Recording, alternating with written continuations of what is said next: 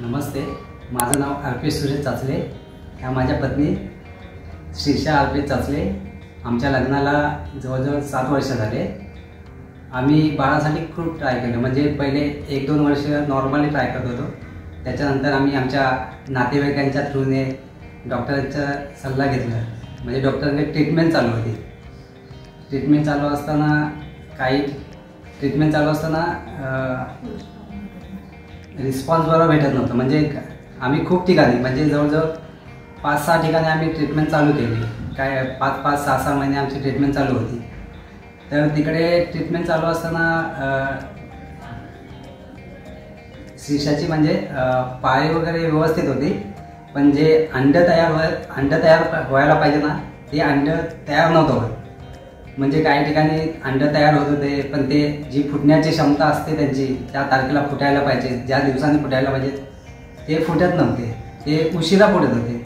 आणि उशिरा फुटत असताना त्यांची मग ते ब्लडच्या गाठी बनत होते. आम्ही असं करता करता 2-3 ठिकाणी ट्राय केलं. त्याच्यानंतर पुन्हा एका ठिकाणी गेलो, तिकडे पण असंच. मग तिथे स्कूपी वगैरे करायला सांगितलं. मग ते स्कूपी केलं आम्ही. स्कूपी करताना परत तिथे ट्रीटमेंट चालू केली त्याच ठिकाणी 2-3 महिने. तरी काही आम्हाला रिस्पॉन्स मिळत नव्हते खूप ठिकाणी. त्याच्यानंतर आम्हाला परत दहिसर ठिकाणी गेलो. तिकडे सुद्धा आम्ही हे केलं.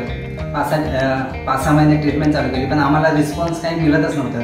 त्याच्यानंतर पार्ल्यामध्ये आम्ही ट्राय केलं. तिथे आम्ही 2-3 महिन्यानंतर मग परत आम्हाला त्याने IUI करायला सांगितलं.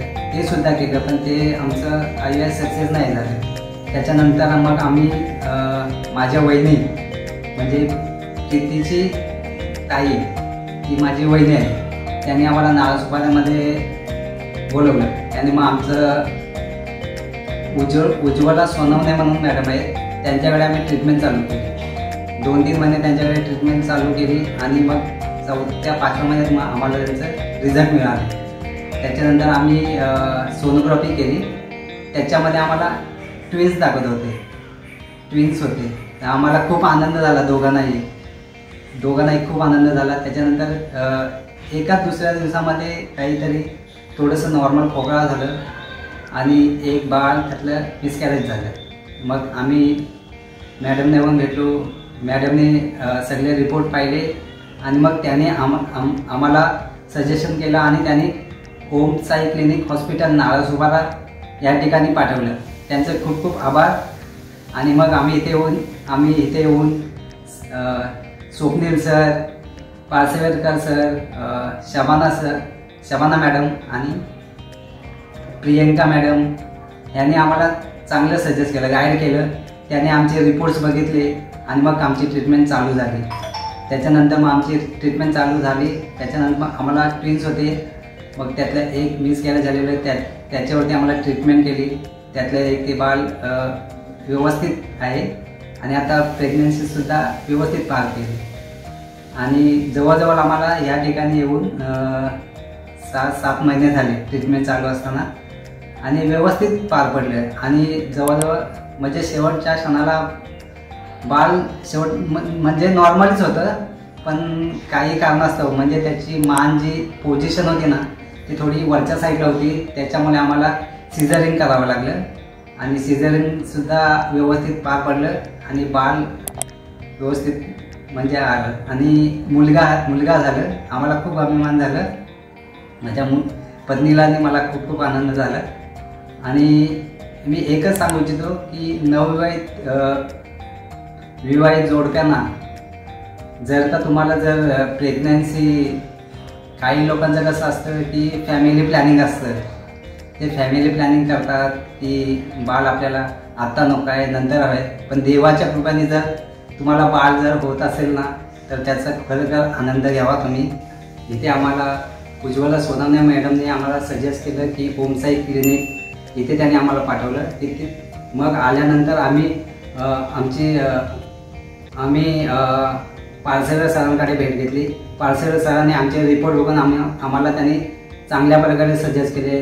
Parsekar sir, Swapnil sir, Shabana madam, Priyanka madam यांनी आम्हाला चांगले सजेशन केले आणि आम्हाला आमची ट्रीटमेंट चालू केली.